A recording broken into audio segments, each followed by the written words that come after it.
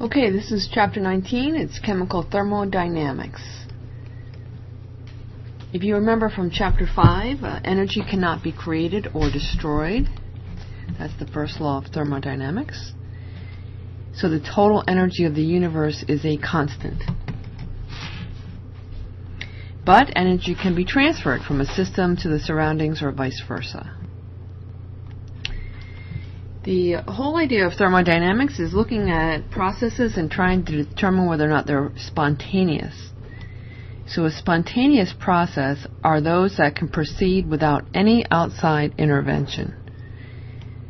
Okay, so for instance, if I have this two vessels attached and there's a valve here, and I have gas in here, and I open up the valve, this gas is going to naturally, spontaneously move into vessel A, right? So this process of it moving into A is spontaneous. It happens without any outside intervention. But if I close my valve, if I close my valve, it does not go back. It will not go back to B.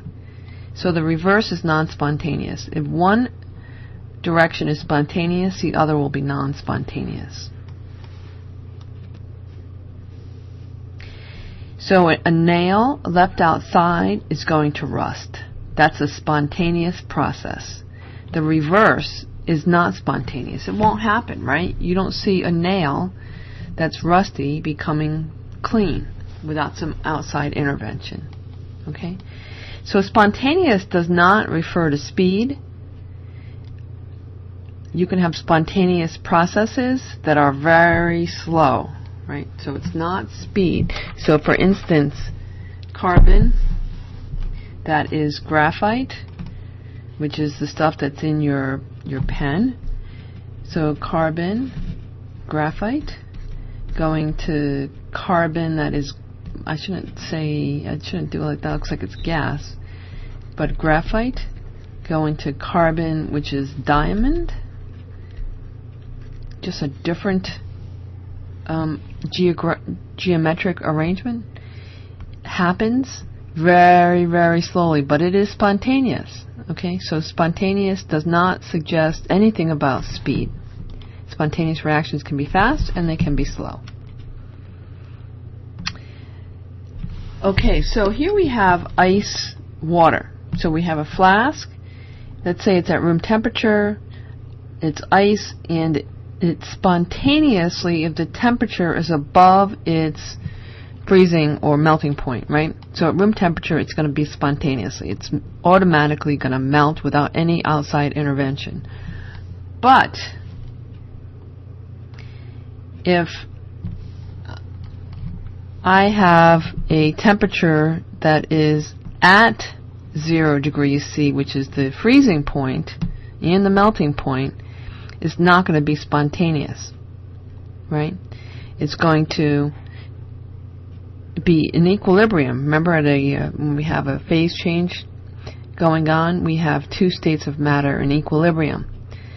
So there's one temperature where they are in equilibrium, and it will not be spontaneous. But at greater than 0 degrees, it's going to be spontaneous. So above C, it is spontaneous for ice to melt, but the reverse process is not spontaneous. So let's take a look at these three. Predict which of the following processes are spontaneous as described, or spontaneous in the reverse direction, or in equilibrium. So take a look and see if you can answer these. Pause and then come on back. So if I have a piece of metal that's 150 degrees C and it's added to water that's at 40 degrees C, the water gets hot. Is this spontaneous or not spontaneous? In fact, it is spontaneous, right? Without any outside intervention, I put hot metal into water that's at a colder temperature. The water will get hotter. Okay, water at room temperature decomposing into hydrogen and oxygen. This is not going to happen, right? If we can't witness it happen without some outside intervention, it is not spontaneous. So this is not spontaneous. Okay, benzene at a pressure of 1 atm condenses to liquid at the normal boiling point of benzene at 80.1 degrees C. So here again we have a phase change. We are at the phase change temperature, and when we have that, we're going to have benzene and its gas in equilibrium. So the condensation is going to be going on at the same time. It's going to be reversible, right? So it's going to be going back and forth. So you will have gas becoming liquid, you have liquid becoming gas, and it will be this will be at equilibrium. Okay? And it will be spontaneous. So if we have a reversible process, what has to happen is any heat loss from the system into the surroundings, if we reverse the reaction or reverse the process, has to have that equal amount of heat going back into the system. Okay, so the change in temperature leaving the system is going to be the change in temperature going back into the system. That's what reversible means. So here we have an irreversible process. So here we have a gas. This is a container. There's a movable partition. There's a piston here. If I remove this partition, this gas is going to diffuse, and it's going to occupy the entire chamber. Now, it will not go back. Irreversible processes are not spontaneous without outside intervention. The only way I can get this gas back in just this chamber is to do work on it. I got to move the piston. The surroundings have to do work on the system. So that is an outside intervention. So that is not spontaneous. So spontaneous processes are not reversible. So entropy is a term coined by Rudolf Clausius in the 19th century, and this chapter deals predominantly with entropy. He was convinced of the significance of the ratio of heat, Q, right, to temperature at which it was delivered. So much so that he coined the term entropy, which now has a symbol of S. And we can think about entropy as either a measure of the randomness of a system or the extent to which energy is distributed in a system. Now, there's been a lot of debate amongst academics in chemistry about how to describe entropy, and this whole idea of describing it as disorder or randomness is sort of moving out of favor, and this way of describing energy, how energy is distributed, is gaining favor. But in the AP exam, very fine to answer free response questions either way. Alright, like total energy and enthalpy, entropy is also a state function. So it doesn't matter where you started or where you end up. It does matter where you start and where you end up. It doesn't matter how you get there. It doesn't matter what the path is, right? So because of that, the change in entropy is the final entropy minus the initial entropy. I can look up data on tables and use that to calculate change in entropy for a given reaction or process. Okay, at constant temperature, a process is reversible. The change in entropy is going to be the heat released over the absolute temperature. That's the definition that Clausius gave to entropy. And we know that when we're talking about a phase change, the heat loss is also the change in enthalpy, or delta H, of formation. Okay. Now for entropy, the units are joules, and in this case, because it is temperature over K. Now, two things. It's not kilojoules. When you look up tables of entropy, they're usually going to be in joules. It's less energy. It's going to be in joules, not kilojoules, so you've got to always watch for the units. And in this case, because it's over temperature, it's over Kelvin. And sometimes it's Kelvin moles. It depends on how it's presented, right? So a certain amount of energy at a given temperature per mole of substance. So let's take a look. We have ethanol at 78.3 degrees. Its molar enthalpy of vaporization is 38.56 kilojoules. So the delta H of vaporization is 38.56 kilojoules per mole. What is the change in entropy in the system when 68.3 grams of ethanol at 1 atm condenses to liquid at the normal boiling point? So we're going to consider this to be the normal boiling point of 78.3 degrees. Okay? So what we just looked at was entropy is the change in enthalpy over the temperature. Okay? So let's first find the change in enthalpy for this much ethanol, 68.3 grams of ethanol. And because this value here is given to us in moles, I got to convert to moles. So the molar mass of ethanol is 46.08 grams, is 1 mole. And I also know that 1 mole of this produces 38.56 kilojoules. Okay? And if I multiply this out, I get 57.15 kilojoules. Now this is a negative, okay, because it's heat lost. If I am condensing, right, if I think about a heating curve, if I am a solid becoming a liquid, becoming a gas, I'm putting energy in, right?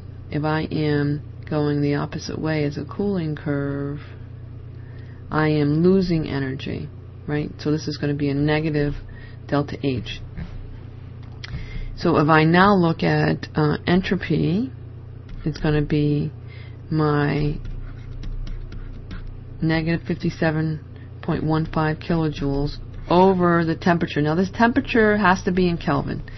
So 78.3 plus 273 is going to give me 351.3 K. So I'm going to divide that, 351.3 K, and when I do that, I get 0.163 kilojoules per K. Okay? And entropies are normally reported in joules, and that makes more sense here. So that is going to be 163 joules per K, unit of K. Oops, and it's negative, right? Because this was negative, this is negative. Okay. So what if we had a mole of ice melting in our hand? Is this a reversible process?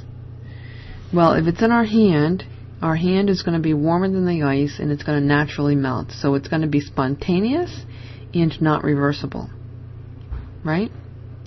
It's automatically going to happen without outside intervention, and it's not going to be reversible. That water that forms is not going to go back to become ice in our hand.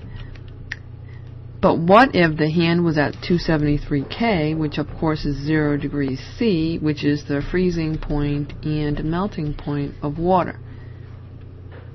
Okay? So if we are at the phase change temperature, we're going to have some of both. So the change in entropy for the surroundings is going to be equal to the change in entropy for the system. Okay? So it's going to be equal. It's going to be in equilibrium. So for a reversible process, an irreversible process, the change in entropy is greater than 0. But for a reversible process, the total change is going to be 0. There's no change. If I am in equilibrium, and I have a reversible process, which basically is when we have a phase change, I'm not going to have any change in my entropy. Okay? If I have an irreversible process, it's going to be greater than 0. So the second law of thermodynamics says the entropy of the universe, we're talking about the universe, system and surroundings, increases for spontaneous processes. And the entropy of the universe, system plus surrounding, does not change for reversible processes. Okay, it stays the same. In other words, for reversible processes, the change in the universe, the system plus the surroundings, is just the addition of the two, and they're going to be equal to 0. But for irreversible processes, the change in the universe is going to be greater than 0, right? If I have a spontaneous process that's not reversible, I'm going to increase in entropy. The total change will be an increase in entropy. So what these last things lead us to is that as a result of all spontaneous processes, the entropy of the universe is increasing, as opposed to, remember, change in energy and change in enthalpy. We said these are constant. First law of thermodynamics, energy is constant, right? But entropy increases. The universe of entropy is increasing. Okay, so let's talk about what's happening on the molecular scale. So Ludwig Boltzmann described the concept of entropy on the molecular level. And here's his famous equation, S equal K log W. So let's talk about what that means. So if we remember, temperature is the measure of the average kinetic energy of a molecule, right? So the higher the temperature, the faster a molecule is going to move. So if we look at molecular speed, as the temperature increases, the speed increases, right? And as the speed of molecules increases, they have a wider distribution of molecules at different speed. So if things are really cold, right, really low temperature, the distribution of the molecular speed is going to be very narrow. But as the temperature rises, the distribution is going to go up. Okay? So a system at higher temperature has a broader distribution. You have more range of temperature amongst the particles in that sample. And that's kind of the idea that Ludwig Boltzmann was talking about. So entropy on the molecular scale, molecules exhibit several types of motion. Okay, translational motion means I've got a particle here and it flies to the other side of the room. Okay, that's translational. Movement of the entire molecule from one place to the other. But there's also vibrational energy, just the energy associated with a particle vibrating in place. So even a solid, the particles are always vibrating, it's going to be moving in place. And of course I can also have rotational energy. Now a rotational energy only applies if I have more than one atom. So a molecule has rotational energy, whereas an element that's monatomic would not. So this can rotate, right? It can rotate around this axis and be at different degrees of rotation at any given time. So there's all these ways of particles moving are motion energy, and it's ways that molecules can store energy. So Boltzmann envisioned the motion of a sample of molecules at a particular instant in time, like taking a snapshot of molecules. Okay, so the idea is, let's say I have a solid, right, and the particles are, very nicely and neatly organized, and I take a picture in time. There's a certain number of snapshots I need to see all the possible arrangements of the particles. But if I have the same substance as a gas, right, and I have the same number of particles and they're spread out, right, I can take a whole bunch of snapshots a whole lot more snapshots to capture all the possible arrangements for the gas compared to the solid. Okay, so this is high entropy. Whoops. This is low entropy. Lots of possible arrangements, far fewer arrangements. So what Boltzmann referred to was each snapshot could be considered a microstate of the thermodynamic system. So every snapshot represents a different state that the particles can be arranged in. So if we think about entropy on a molecular scale, let's say I have this molecule, and let's say it's made up of all carbons, right? No matter how, and let's say it's symmetrically arranged. No matter how this moves around, there's really only one arrangement, right? If it's solid and in place, there's only one way that it can be arranged. But if I had one of those atoms with something else, now I have a whole lot of possibilities for where that atom's going to be. So the entropy as I do this, this is a higher entropy than this was, right? Because I have more possible arrangements. If I had two of those atoms in the molecule were different than the bulk, then I have a whole lot more, and my entropy increases. So the more arrangements I have, or the more disorder I have, the more entropy I have. Okay?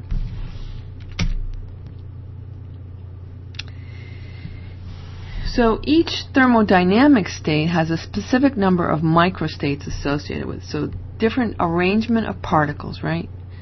Different arrangement of particles in the space, and then within a particle, if they can rotate or vibrate, that's more microstates, what he calls microstates. And he identified this concept of capital W to be the number of microstates that a system can have. So he came up with this equation, which for now we're not going to use, which says K, entropy is K, some constant that he named after himself, of course, which is a tiny little amount of energy, times log of the W, the number of states. Okay. Now we don't actually ever talk about how many states, because it's really a huge number of states that any system can have. So it's really, you're talking about relative differences, right? So the change in a entropy for a process, if you rearrange what Boltzmann said, is K times the log. You have the log of the final number of states over the initial states. This is going to be a positive number, right? If this is positive, then final entropy is going to be positive if my final number of states is greater than my initial states. Okay? So entropy increases with the number of states. The larger the W, the more microstates I have. So the kinds of things that affect the number of microstates are temperature, right? So we already talked about temperature.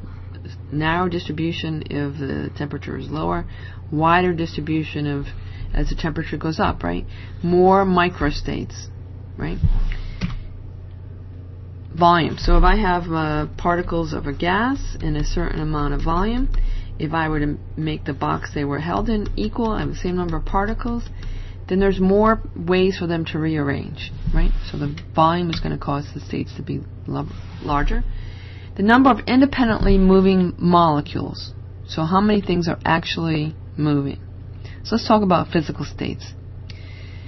So entropy increases with the freedom of motion of molecules. So if I think about water, it's got the least amount of motion when it's in the solid, right? And particles are strongly attracted. And as some of these hydrogen bonds break, the particles start to slip and slide. They're not as neatly arranged, right? So now I have more freedom, right? So more microstates. And if I boil that water, you know, those particles have a lot more microstates, a lot more freedom, and therefore higher entropy. Okay? So entropy of a gas is much greater than that of a liquid, which is greater than that of a solid. So if I just looked, let's do this for a second here. If I were to look at, let's say I have a solid here. Here they are. They're pretty much locked in place, right? So they are moving. They're vibrating. There's some slight movement. Not a lot of snapshots needed to get a picture of what the possible arrangements are here. But if it becomes a liquid, now these particles can slip and slide past each other. They're still pretty close, but I'm going to have more randomness, more disorder, more microstates, more ways that they can arrange. And if it becomes a gas, now these particles are all over the place, right? And lots, I need lots of snapshots to capture the different possible arrangements. A lot more randomness is possible. Okay.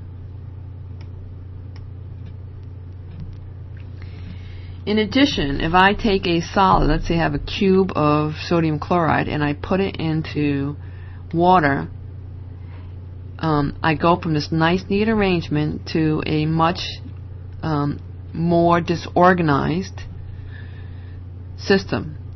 So if I dissolve things, in general, my entropy will increase, right? My entropy of the solution is going to be greater than my entropy of my solid. All right. So entropy increases when gases are formed from liquids and solids. So I have something that, if I have a, let's say water, whoops.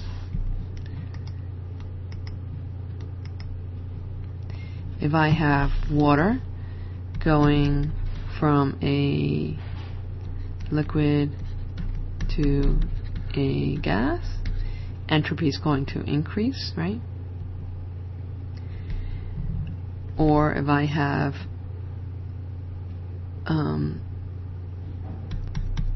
solid going to a liquid, entropy will increase, right? Okay, so if liquid or solutions are made from solids, that causes entropy to rise. If the number of gas molecules increases, then I increase my entropy. Okay, so if you look at what happened here, we have a reaction where I have 2 molecules of nitrogen monoxide and oxygen becoming 2 moles of nitrogen dioxide. Here I have 3 moles of gas becoming 2 moles of gas. And as I do that, I have more particles, so I have more ways for these things to rearrange. Okay? So when this is a typical question on the AP test, is whether entropy in this reaction is increasing or decreasing. And you basically, if it's all gas, you're going to look at how many moles of gas do I start with and how many moles of gas do I end with. And if I go down, my entropy goes down. If my number of gas molecules goes up, my entropy goes up. So the number of moles increase, then I have more entropy. So let's predict the sign. Okay, so we want to predict what the sign change as I go from a liquid here to a gas, right? We said a lot more randomness, a lot more disorganization, a lot more snapshots. This is going to be a positive change in entropy. See if you can figure these out. Here I have an aqueous system, aqueous ions floating around, becoming a solid. It's going to really go down in entropy. Here I have a solid, 4 moles of solid, 3 moles of gas, becoming just 2 moles of solid. It's really going to go down. And here I have 1 mole of gas plus 1 mole of gas becoming 2 moles of gas. So I got 2 moles here and 2 moles here. So it's going to be really difficult to say what the change is here, okay, without more information. So which of these changes has the largest increase in entropy? So here I have a solid going to a gas. That's a big change, right? A lot more disorder, a lot more microstates. Here I have 2 molecules of gas becoming 2 molecules of gas. So it's going to be pretty close to being the same. I have a solid going to a liquid. So my entropy is going to increase, but not nearly as much as it does going from a solid to a gas. And here I have solid as a diamond going to graphite. This is a solid. This is a solid. The entropy change is going to be slight. And the entropy will actually go up a slight little bit because the molecules are more organized in the diamond than they are in the graphite. But wouldn't even expect you to know that. Okay. So let's choose a sample of matter that has a greater entropy in each pair. So I have a mole of sodium chloride as a solid, or a mole of hydrochloric acid as a gas. And the key thing here is gas. So 1 mole of gas will always have more entropy than 1 mole of a solid. Okay? 2 moles of this hydrochloric gas versus 1 mole. More moles, same substance, will always have more entropy.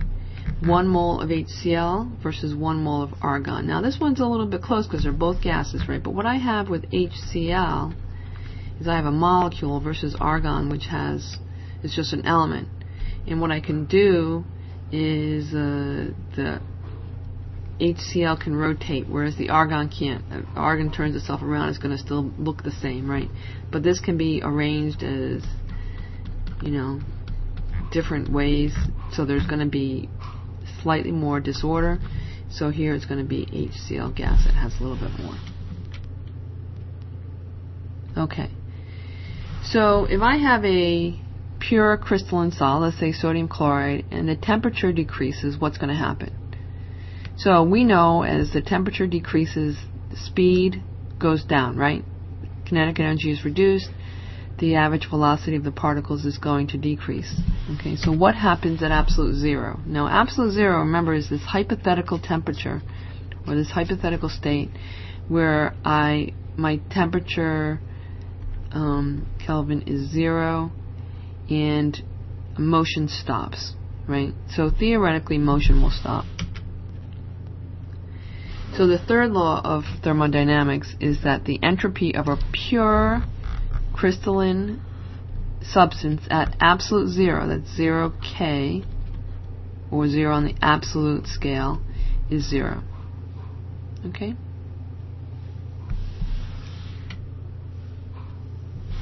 And of course, if it can get this cold, increasing the temperature will increase the amount of entropy, right? Because now particles can move.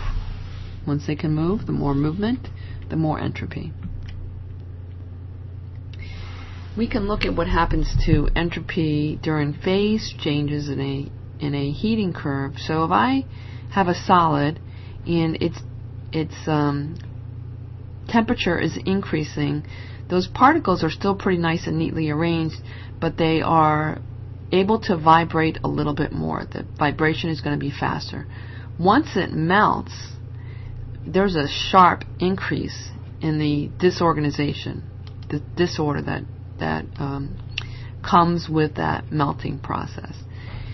Now I have a liquid, it's increasing in temperature. As it increases in temperature, particles are going to move faster, it's going to cause more states, it's going to be a gradual rise. But once those particles start to boil, now I have particles flying off, I have a lot more disorder, and there's going to be a sharp increase in entropy. Again, the gas particles get hotter. As they do, their energy increases, there's going to be more movement, and there'll be a more gradual increase in entropy. So we can find standard entropies. They're actually on the table that I gave you earlier that had the molar enthalpies. And be careful. I warned you about this a couple times. It's usually in joules per moles K, whereas enthalpies and, whoops, what did I write? Enthalpies and energies are usually in kilojoules. So you always got to pay attention to your units. So we can look these values up. They're known. Some of the things you might notice is that as the molar mass increases in general, the entropy increases. Because now I have more atoms and more electrons. Now, you can't, if you're asked why, let's say, C6H6 has more entropy than methanol here, okay? You can't say because it has more molar mass. You have to say it's because it has more atoms and more electrons, because those electrons now are able to move about in different directions, okay? So molar mass is an indication that I have more electrons, okay? So the standard entropies are again listed at standard conditions, which is 25 degrees C, which is 298 K. And really importantly, elements are not zero. Lithium here has a value, sodium, potassium, unlike delta H, where they were zero for elements, they are not zero for entropy. So the more atoms in a molecule, the more entropy, and with the more atoms, of course, comes more electrons, right? Okay, so elements are not zero. You got to remember that. So the more complex a molecule, the more entropy, because this actually can, of course, arrange itself in more complex ways than this can. Think about it moving around and how much more disordered it would appear. Okay. So entropy changes for a reaction can be estimated in the same manner that we do with delta H by using the same equation. The change in entropy is the change in entropy of the products minus the change in entropy of the reactants, and of course the N and the M refer to the coefficients in the balanced equation. So let's take a look. We want to calculate the entropy change at 25 degrees C, so this means standard enthalpy, in joules per K for 2SO2 becoming plus O2 becoming 2SO3. So my change in entropy is going to be the sum of the change in entropy of the products minus the change in the sum of the change in entropy of the reactants. So it's going to be 2 times the value for SO3 minus 2 times the value of SO2 plus the value of O2. So now I can plug those numbers in. So it's going to be 2 times SO3, which is 256.6 kilojoules per mole, minus 2 times the value of SO2, which is 248.1, plus the value of O2, which is not zero, is actually really big compared to the compounds, 205.3, and these are joules per K mole, right? Joules per K mole. And if I do this relatively simple math, I'm going to get minus 188.3 joules per K. Okay? Let's take a look at another. So, why don't you look up your values for the substances in this reaction and figure out the change in S, right? Pause the video and see if you can figure this out. Okay, so welcome back. So the change in entropy is going to be 2 times that of ammonia minus change for nitrogen plus 3 times the value for hydrogen, right? So it's going to be 2, and if we look up the values, what we get is, I'm looking them up,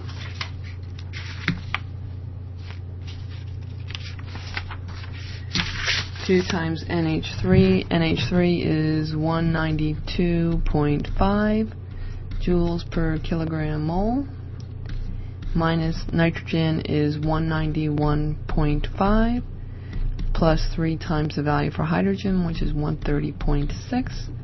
And if I add those together, I get negative 198.3 joules per K.